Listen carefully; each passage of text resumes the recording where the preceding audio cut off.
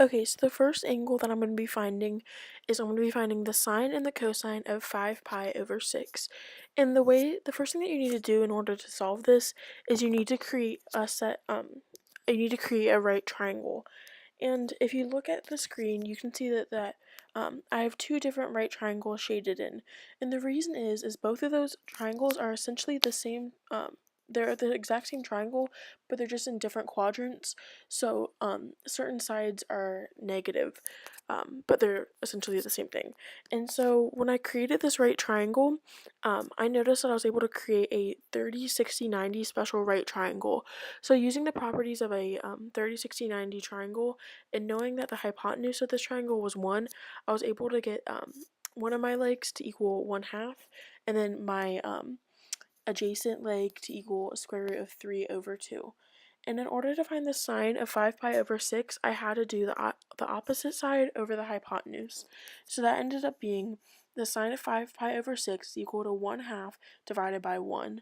And when you simplify that, I got the sine of 5 pi over 6 to equal 1/2. And the reason that that's positive is because it's in the second quadrant, which makes sine positive. And so the next thing I had to find was the cosine of 5 pi over 6. And in order to do that, I had to do the adjacent side over the hypotenuse. And so I got the cosine of 5 pi over 6 to equal negative square root of 3 over 2 divided by 1. So when I simplify that, I got the cosine of 5 pi over 6 to equal negative square root of 3 over 2. And the reason that that's negative is because it's in the second quadrant, which therefore makes the square root of 3 over 2 like negative, and then the hypotenuse is positive, so a negative divided by a positive is a negative. Next, I found the sine and the tangent of 5 pi over 4, and just like in the last one, I needed to create a pair of right triangles. And you can see on the screen the two shaded in right triangles, and it's just like the other one, those are the exact same triangles except for that they're in different quadrants, which therefore will make some of the side lengths negative. And so when I was writing this right triangle, I realized that it created a 45, 45, 90 special right triangle. So using the fact that I knew that the hypotenuse was 1, I was able to determine that both of the other side lengths are the square root of 2 over 2. And so in order to find the sine of 5 pi over 4, I had to do the opposite side of the angle divided by the hypotenuse. So I got the sine of 5 pi over 4 to equal the negative square root 2 over 2 divided by 1, which simplified to the sine of 5 pi over 4 to equal negative square root 2 over 2. And it's going to be negative just because it's in the third quadrant, which will make the leg of square root 2 over 2 negative. And so then I found the tangent of 5 pi over 4, which is the opposite over adjacent. So the tangent of 5 pi over 4 is equal to negative square root 2 over 2 divided by negative square root 2 over 2, which just ended up simplifying to 1. And the reason that it is positive 1 is because both of the side lengths of this triangle are negative because it's in the third quadrant, and a negative divided by a negative is a positive. Next, I had to find the sine and the tangent of 5 pi over 3. And so, once again, I had to make a right triangles. And so if you look at the screen, you can see two different shaded in right triangles. And just like in the previous problems, they're the same triangles, but the only thing that's different is that they're in different quadrants, so some side lengths might be negative. So, in this triangle that I created was a special right triangle of a 30, 60, 90 triangle.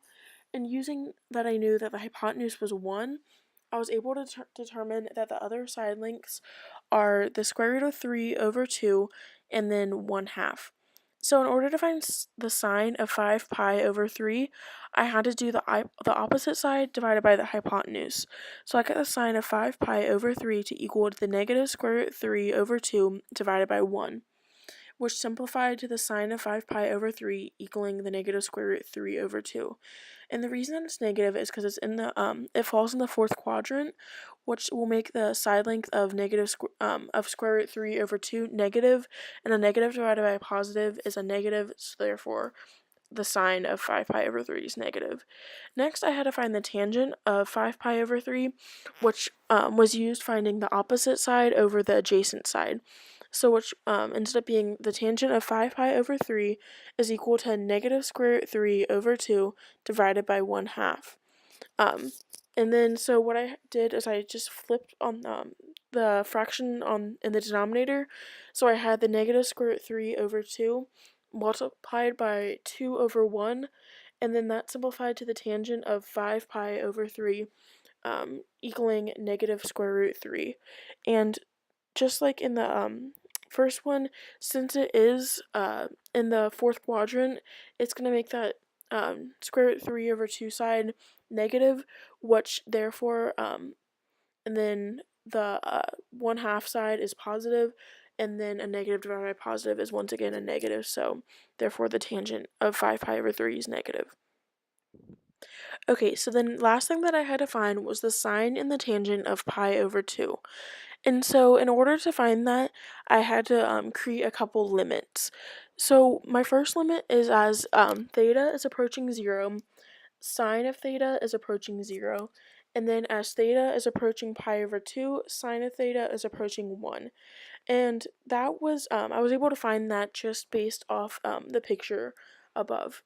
And so then the second one was as as theta is continuing to 0, cosine of theta is going to 1, and then as theta is approaching pi over 2, cosine of theta is approaching 1. And just like the first one, that I was able to determine those just based off the picture above. And so the first thing that I found was the sine of pi over 2, and so um, the sine of pi over 2 is 1, and that is just based, that was easily found based on the limit above. And on the screen, it just says 1, that's sine pi over 2, and then doesn't have it equal to anything, and that's supposed to say that that is equal to 1.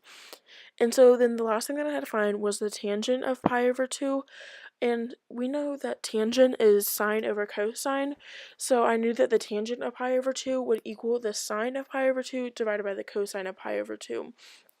So plugging in the numbers that I had for the sine and the cosine, I knew that tangent pi over 2 was equal to 1 over 0, and since you can't divide anything by 0, the tangent of pi over 2 was undefined.